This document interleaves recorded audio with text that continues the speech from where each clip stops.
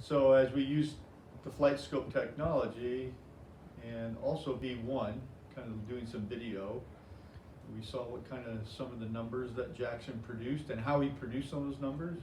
And a lot of them were very good, but one of the things that we noticed was his dynamic loft. So as he would basically hit the golf ball, and what he knows from his characteristics, typically a high ball flight hitter. So what the technology shows is why he had a high ball flight. His dynamic loft was at a high degree when he'd hit the golf ball. So as we used V1, did a few little things with his golf swing, getting him to kind of swing and move a little differently through the golf ball. What we found is it changed his dynamic loft into the golf ball, which has started to lower it.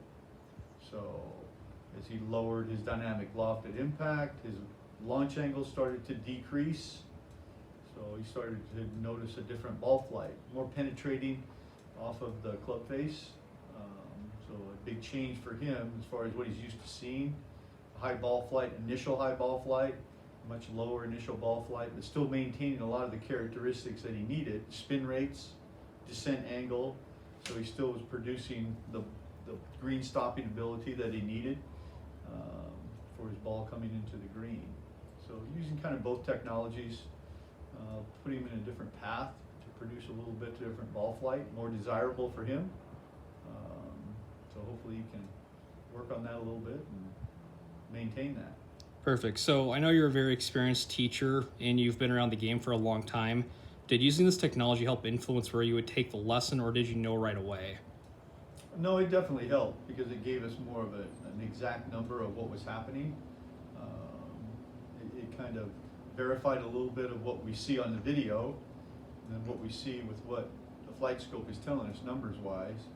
And it helps us transition into being able to make some swing changes that then correlates into what flight scope is telling us numbers wise. So we made a few swing changes and it definitely showed up, and his dynamic loft at impact definitely changed. And then from the visual that you see along with flight scope, I mean, his launch angles changed, producing more consistent, different ball flight that still maintain the characteristics that you need playing wise. Perfect. Thanks, Mike. You bet. Thank you.